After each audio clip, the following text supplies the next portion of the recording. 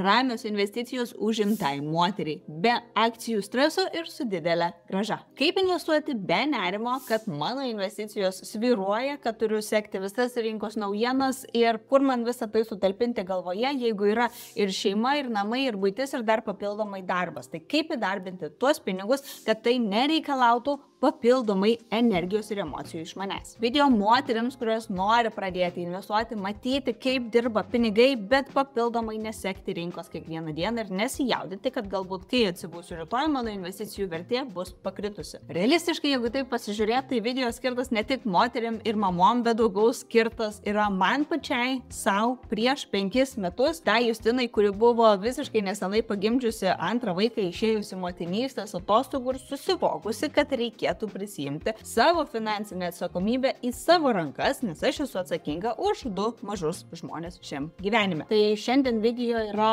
toms moteriams, kurios jaučiasi esančios tokioj situacijoje, tai pasistengsiu padaryti video kuo paprastesnį, kuo aiškesnį, parodyti viską žingsnelis po žingsnelio, paaiškinti ir pasidalinti su tavim, nes galbūt tai padės tau žengti pirmąjį žingsnį.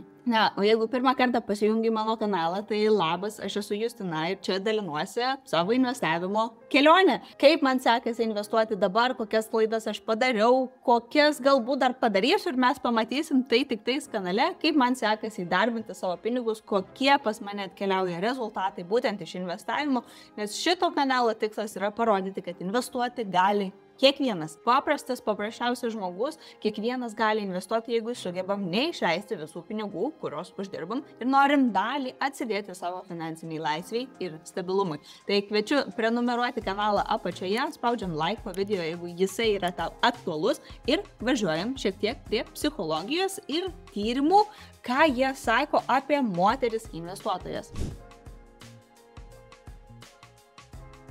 Tai be abejo, čia yra mano pats svarbiausias paminėjimas, kad šiaip, jeigu dar nežinoj, tai moterys investuoja geriau negu vyrai dėl tam tikrų savo asmeninių savybių, dėl poreikio investuoti stabiliau, dėl susikoncentravimo į ilgalaikius tikslus, na ir šiek tiek mažesnės rizikos prisiėmimo ir, taip sakant, moterys nemeta kelio dėl takelio. Jeigu pasirenka vieną strategiją, ties jie susifokusuoja ir kur fokusas ten yra rezultatas. Tai netgi Investopedijoje yra smagus straipsnis Why investing like a woman could be crucial for your portfolio. Kodėl investuoti kaip moterys investuoja gali būti esminis momentas mūsų portfelio sėkmėje. Straipsnio įžanga, ar ne, kaip ir aš pati paminėjau, tai moterys daug mažiau keičia savo portfelius, juos performuoja, ilgiau išlaiko pastovumą ir tiesiog turi tą emocinį stabilumą. Ir būtent dėl šitų priežasčių jos tiesiog padaro mažiau brangiai kainuojančių klaidų. Moterys investuotojos outperformina vyrus investuotojus, ar ne, tai vadinasi, jų rezultatai yra geresni nei vyrų investuotojų dėl savo ilgalaikio požiūrio, ar ne, ir dėl to, kad jos turi savo investavimo planą ir jo tikslingai siekia, nereaguoja į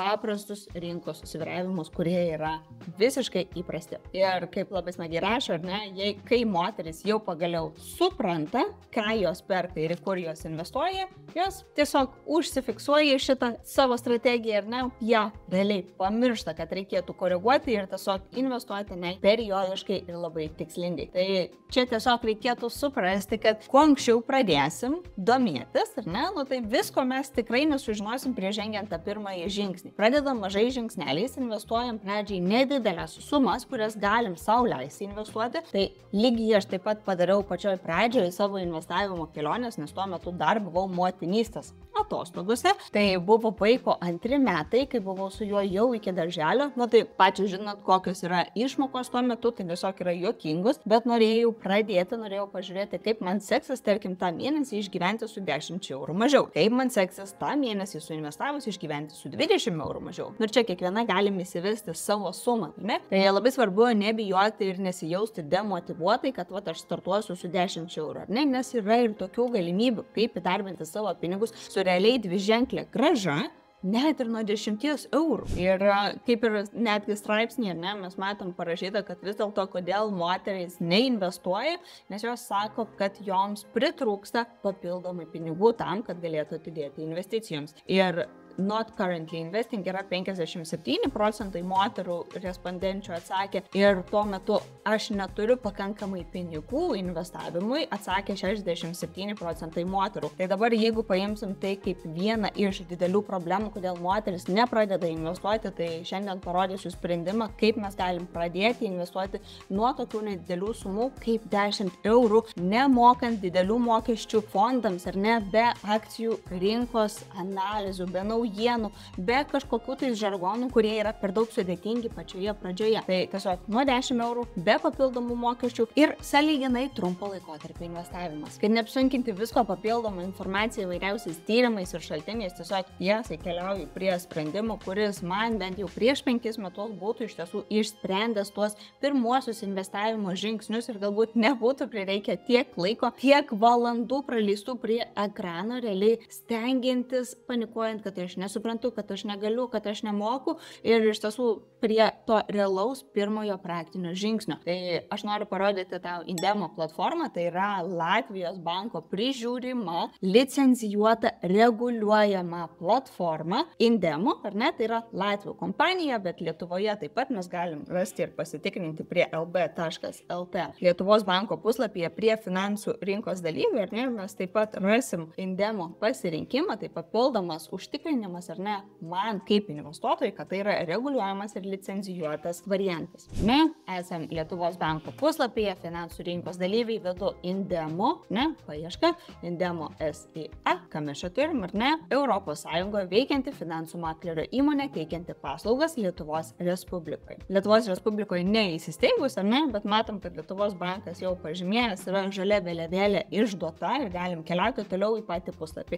Labai trumpai pagrindiniai akcentai, kalbant apie investavimą per Indemo platformą, galim pradėti nuo 10 eurų. Investicijos čia yra tarsi užrakinamos 24 mėnesių laikotarpiui. Mes investuojame į nemokės paskolas. Prie to, kas yra nemoki paskola, aš dar prieisiu šiek tiek vėliau, bet pradžiai ir net tai yra investicija, kuri tau pradės nešti grąžą per ateinančius 24 mėnesius. Ir tavo visa suinvestuota pinigų suma realistiškai turėtų grįžti per pirmosius 2 metus nuo tada, kai tu atlikai savo pirmąjį žingsnį. Kodėl šitas variantas man labai patinka? Todėl, kad galim rasti lietuvių kalbą, ar ne, tai čia nereikės mokytis naujų investavimo žodžių ir atsivertinėti žodynų, ar ne, ar ten per translatorių ieškoti, kas ką reiškia. Vidutinė metinė grąža, ką šiai dienai gauna investuotojai, kurie jau anksčiau pradėjo investuoti per Indemo, yra 23,8%.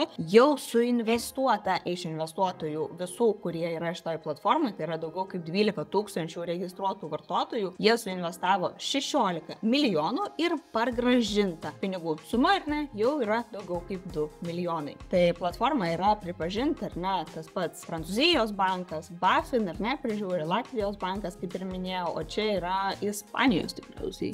Taip, tai Indemo teikia galimybę investuoti į Europos Sąjungoje apsaugotas paskolas nuo 10 eurų, be papildomų mokesčių, kur tai yra pažymėta, galima atkeliauti prie dažniausiai užduodamų klausimų ir išsinagrinėti, tai kol kas platforma nieko netaiko investuotojams. Ir mano pasirinkimas yra per ją investuoti į diskontuotos skolos investicijas, tai yra nemokios paskolos, paprasčiau tariant. Vidutinė prognozuojama grąža yra 15% per metus, kas iš tiesų yra fantastinės grąžos. Ir kaip tai atrodo ir ne, ir papildomas galbūt tas susipažinimas su pačia platforma, tai yra pilnai licencijuota ir reguliuojama, ką jau paminėjau, investuotojų kompensavimo sistemos apsauga. Kitas svarbus akcentas, kad būtent Indemo platforma yra vienintelė Europoje, kuri siūlo galimybę investuoti į nemokės paskolas, ar ne, nes šis produktas anksčiau buvo skirtas tik instituciniam investuotojams, tik profesionaliem investuotojams nuo didelių pinigų sumų, nes tai buvo toks unikalus pasirinkimas, kurį paprastas žmogus, paprasta moteris ar tėtis ar mama ar močiutė negalėtų tiesiog investuoti nedidelėm sumom. Pati platforma šitoje rinkoje veikia daugiau kaip 8 metus ir,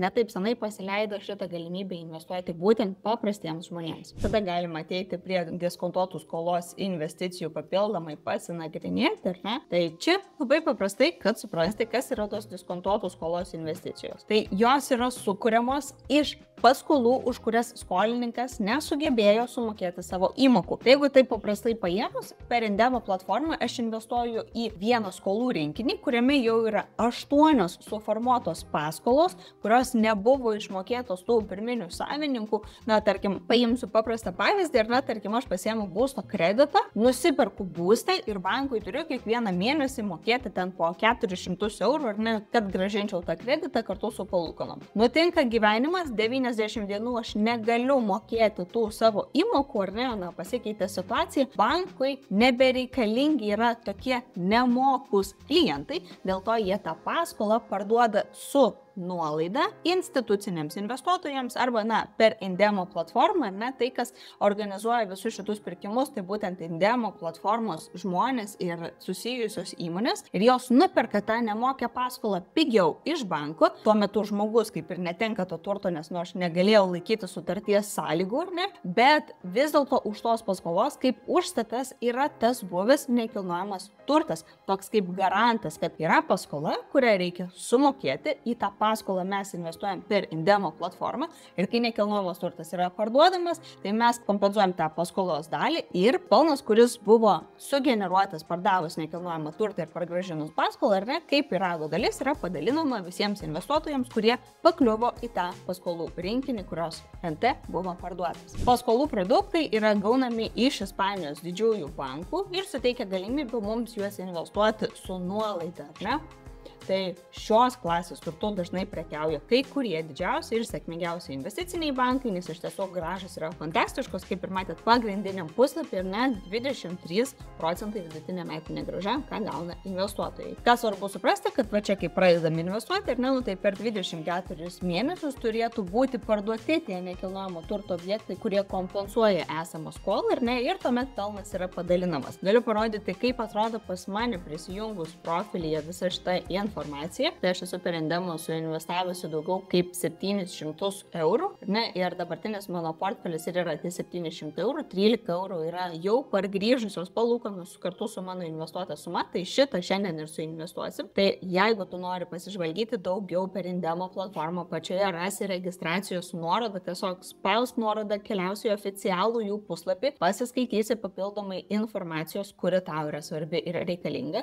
Arba be abejo klausk pačioje komentaruose ir aš atsakysiu pati, bet pasižvalgysi pati po platformą ir galėsi priimti informuotą sprendimą ir tau toks investavimo būdas yra tinkamas ir patinkantis. Tai atkeliaujam į mano bendrą portfelį, aš esu suinvestavusi į 8 nautsus, tai va čia tie paskolų rinkiniai ir visuose šitos rinkiniuose susumavus yra 32 nekilnojamo turto objektai. Jau šiai dienai iš mano suinvestuotų sumos man išmokėta atgal yra 21,24 eurų ir bendras pelnas yra 3,70. Čia yra išmokėjimai iš mano pirmosios investicijos per Indemo platformą, kas buvo suinvestuotas 100 eurų praėjusių metų Liepos mėnesį ir jau, aš turėjau 21 išmokėtą sumą, iš kurios yra beveik 4 eurai, yra jau tas uždirbtas pelnas. Mano pinigai atsinešė dar daugiau pinigų, taip sakant. Tai kaip atrodo šitas nautsas, pavyzdžiui, atsidarysiu ir kas yra svarbu žiūrint į Indemo platformą, tai kad mes čia turim visą bendrą flow būseną, tai ta vadinama viso paskolų rinkinio tėkmė. Kuo daugiau mes turim pasistumėjimų į šitą pusę,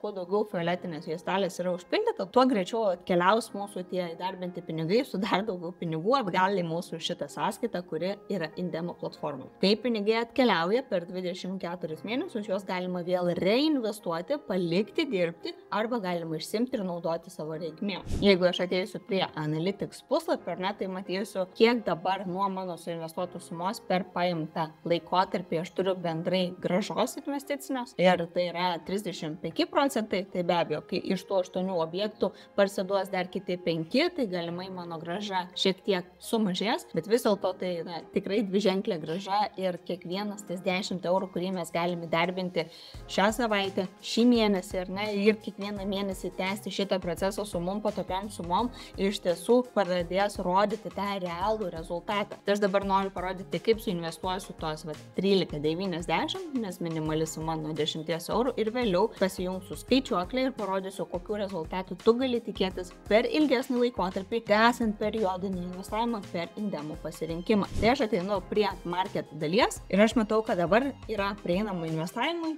3 atskiri paskolų rinkiniai. Tai vadinamas notes rinkinys, ar ne? Aš čia matau labai panašius skaičius visur, tai tiesiog mano pasirinkimas bus suinvestuoti į pirmąjį notesą, todėl kad jis jau visai netrukus bus užpildytas ar ne ir pilnai uždarytas. Tai aš įspaudžiu invest, suma, kurią planuoju investuoti, tai yra 12,90, tai yra ta suma, kurią aš jau uždirbau investuojant Indemo platformoje, papildomai kol kas savų pinigų šiandien neįsinešinėjau ir spaudžiu invest. Tadam! Ir viskas. Sprendimas padarytas, žingsnis žengtas ar ne, ir mano tie 14 eurų jau dirba. Tai dabar jeigu aš ateisiu prie skaičiuoklės, prisijungsiu sudėtinių palūkanų skaičiuoklį, ar ne, ir tarkim pradėsiu investuoti nuo 100 eurų, kaip pradinė investicija, ir paimsiu tą vidutinę prognozuojamą metinę grąžą 15% ir tarkim aš, tiesiog 2 metus ir investuosiu papildomai kiekvieną mėnesį įnešdama į platformą po 100 eurų. Pavyzdžiui, calculate, ar ne? Tai aš per 2 metus investuodama po 100 eurų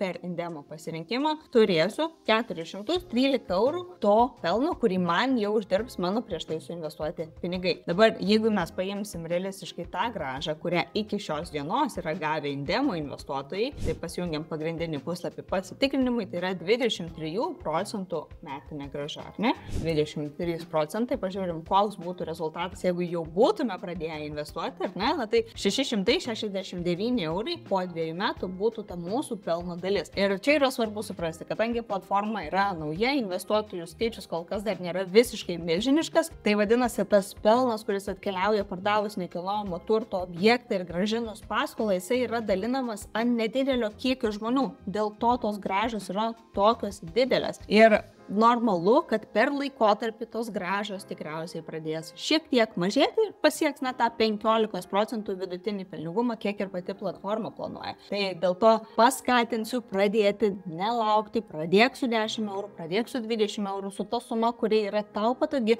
kad iš tiesų žengtum tą pirmą žingsnį ir pamatytum, kaip pinigai daro pinigus. Jeigu mes paimsim ilgesnį laikotarpį, ne tik 2 metus, kiek yra realizavimui to paimta paskolų rinkinio, ar ne, vieną iš esančių Indemų. Bet jeigu mes 10 metų tęsim tokį investavimą ir paimkim tą vidutinę 15% grąžą, 10 metų investuoju kiekvieną mėnesį, ar ne, spaudžiu calculate ir realistiškai aš turiu situaciją, kai mano suinvestuoti pinigai per tuos 10 metų kiekvieną mėnesį periodiškai tęsiant jau yra uždirbę daugiau palūkanų, negu kad aš ten pati sudėjau savų pinigų. Tai po 10 metų, ar ne, tas portfelis Indemo esantis galėtų siekti praktiškai 28 000 eurų. Dėl to yra labai svarbu pradedam mažom sumom, pradedam ir papildomai mokomės per tą laiką, vėliau sumas didinam, ar ne, ir tęsiam keliauti link savo tikslo, link tos finansinės nepriklausomybės, finansinės laisvės ar tiesiog finansinio saugumo, kai nereikia stresuoti, o kas bus, jeigu. Tai šiandien iš manęs tiek, tikiuosi buvo aišku, tikiuosi buvo paprasta, jeigu ne, apačioje užduok man klausimus ir pasimatysim kitam video. Iki. Gerai, iš naujo. Vadinasi, neįdarbinti. Klausau? Kurie...